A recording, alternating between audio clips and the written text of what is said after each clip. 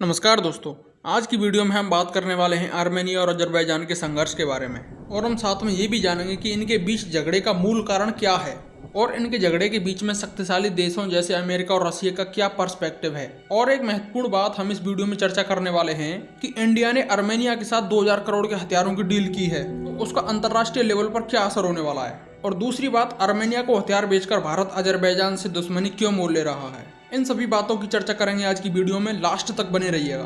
दोस्तों, पृथ्वी के नक्शा पर आर्मेनिया और अजरबैजान देश ब्लैक सी और कैस्पियन सी के बीच में स्थित हैं। तो दोस्तों, बात करते हैं इनके बीच मूल झगड़े की।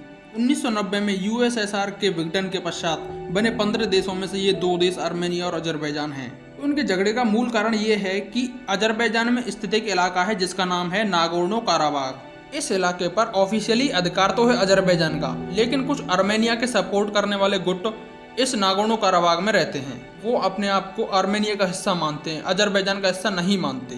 तो झगड़े का मूल कारण सिर्फ यही है कि जो अजरबैजान का हिस्सा है ऑफिशियली, उस पर लोग रहते हैं आर्मेनिया के गुट के और वो उसे आर्मेनिया का हिस्सा बताते हैं।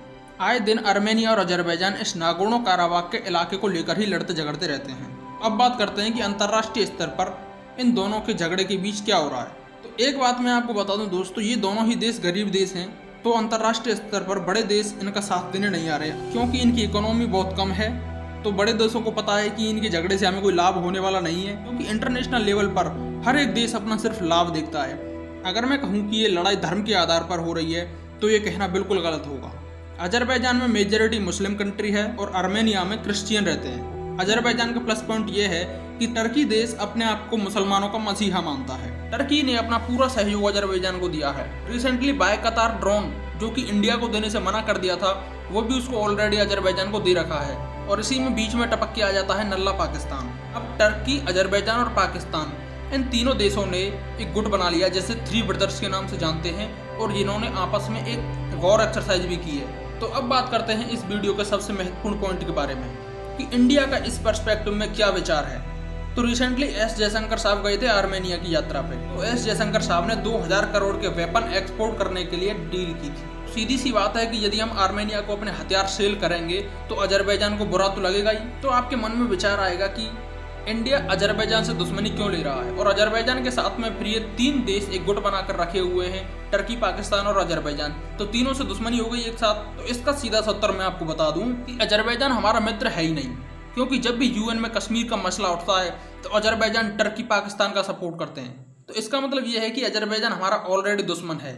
आर्मेनिया को हमें हथियार एक्सपोर्ट करने से कोई नुकसान नहीं है। तो अब भविष्य में आर्मेनिया के पास होगा भारत का पिनाका रॉकेट लॉन्चर सिस्टम। अगर हम बात करें कि ये कितना शक्तिशाली है पिनाका रॉकेट लॉन्चर सिस्टम, इसकी रेंज 120 किलोमीटर तक ये सटीक निशाना लगा सकता है। ये लगातार 44 सेकंड में 12 मिसाइल लॉन्च कर सकता है।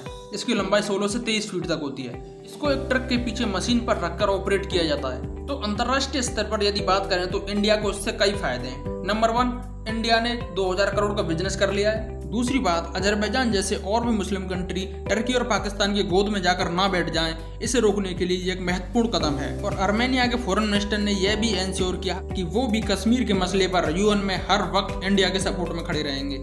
इंटरनेशनल रिलेशन से जुड़ी हुई ऐसी और वीडियोज देखने के लिए हमारे चैनल को प्लीज लाइक कर दीजिए, चैनल को सब्सक्राइब कर दीजिए। तो मिलते हैं अगले वीडियो में। जय हिंद।